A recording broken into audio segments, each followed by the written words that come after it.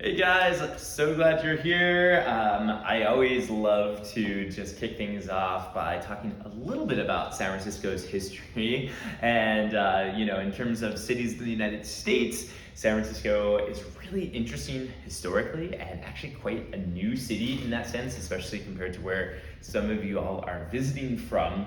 And you've probably all heard of a major event in our history that transformed things from obscurity into the international sensation of city that San Francisco still is, the event, the Gold Rush.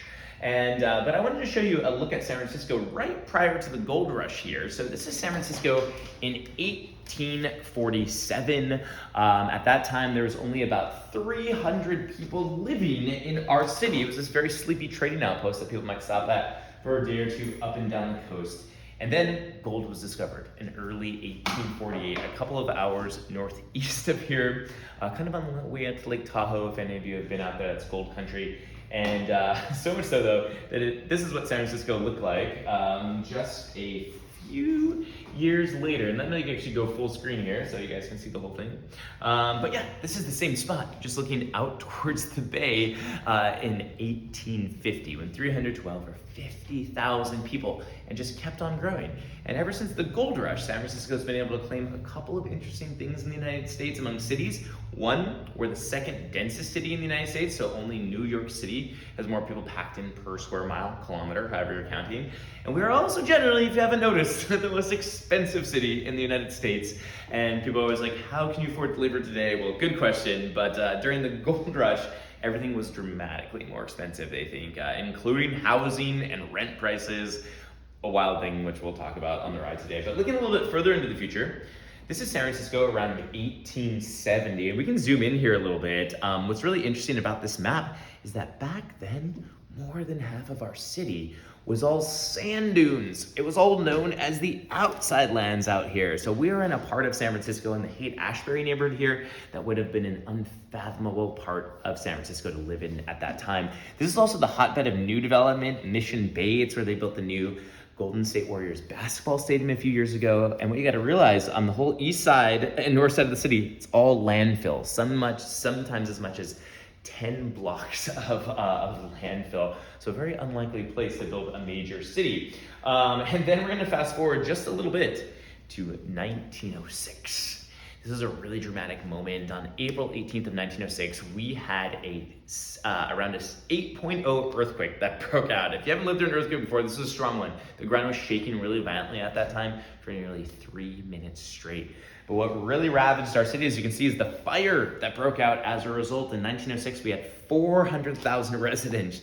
And in just 3 days, 80% of the city burnt down, leaving over 250,000 people homeless pretty much overnight. We can't even fathom the totality of this devastation. If anyone's staying downtown too, what you gotta realize, the only building that really survived down there was the Ferry Building, built in 1896.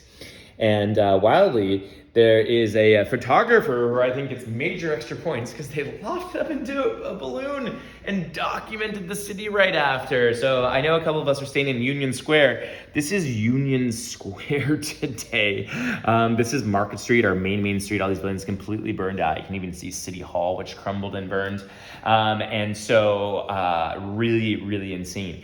One cool thought though, the part of town that we're in, the Haight-Ashbury neighborhood, which is really iconic, the birthplace of the Summer of Love and the cultural heart of the hippie movement in the 1960s, well, this neighborhood did not burn down, and it was a really vibrant and happening neighborhood in 1906. So this neighborhood has the grandest Victorian architecture and painted lady architecture, which will end up pretty much unearthed. So kind of a cool thought. Anyway, getting ahead of myself, but let's show you guys one more map.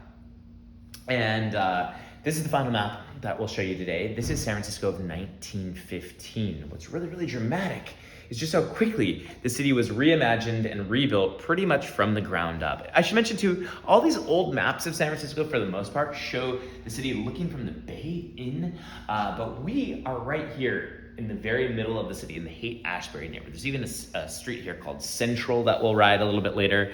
So what we'll do here, we'll learn a little bit about the neighborhood and its Victorian architecture and painted lady architecture before then dipping into the Panhandle, the very start of Golden Gate Park. The Panhandle will connect us to a very special stop.